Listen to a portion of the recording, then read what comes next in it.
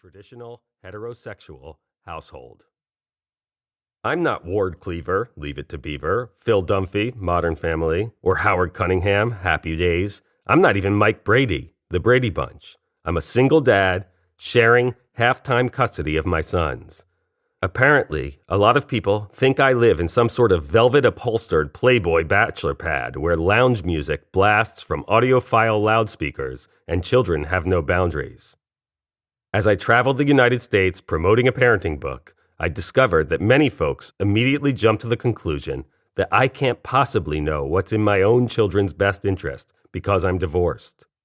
This prejudice felt especially hurtful to me. I had spent years writing articles, op-eds, and a book full of personal stories about my experience being a dad. Fatherhood was at the core of my identity. My relationship with my children not only defined my career, but also shaped my sense of self-worth. First and foremost, I saw myself as a father figure. It had never occurred to me that being divorced might preemptively exclude me from fitting into the prevalent cultural understanding of what it means to be a good father. Over the course of the next year, the book received mostly glowing reviews, but the divorced dad stigma was always present. I started to see it everywhere I looked, throughout pop culture and on both sides of the partisan political spectrum. For example, in April 2019, Michelle Obama was speaking in London when she said, "Sometimes you spend the weekends with divorced dad, and that feels like it's fun, but then you get sick." The former First Lady was criticizing Donald Trump. That's what America's going through. We're kind of living with divorced dad right now. I was shocked that she would so brazenly undermine the millions of unmarried fathers who are trying to do what's best for their children. According to the Pew Research Center, the share of unmarried parents who are fathers has more than doubled over the past 50 years.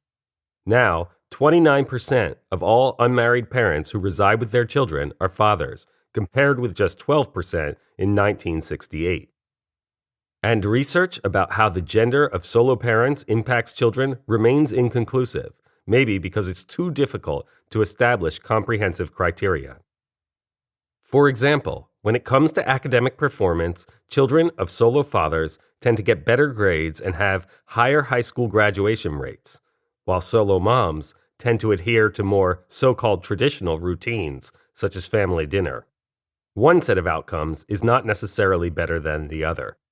What researchers can say for sure is that children are most likely to thrive in households with loving, supportive, dedicated parents, single or coupled, male, female, or gender non-conforming.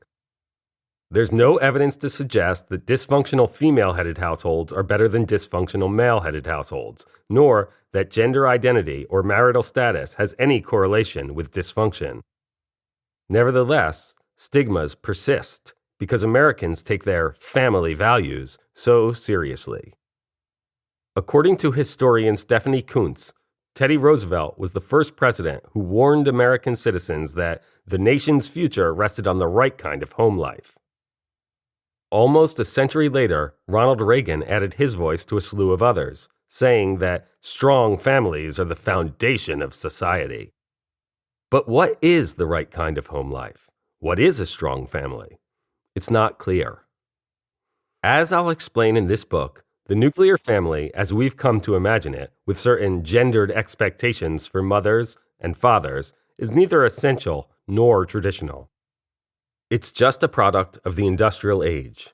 Today, the dominant labor, economic, and gender norms are all in transition, yet most of our assumptions about family values, which were established to reinforce the worldview of a bygone technological era, remain the same.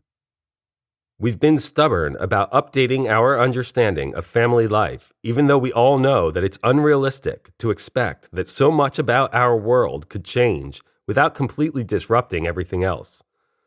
Family will change. It's inevitable. In fact, it's already changing, but most parents are unprepared to deal with it. They're wedded to old beliefs that no longer provide an adequate foundation on which to build meaningful identity narratives. The kids will most likely be fine, but their parents are in for a rude awakening.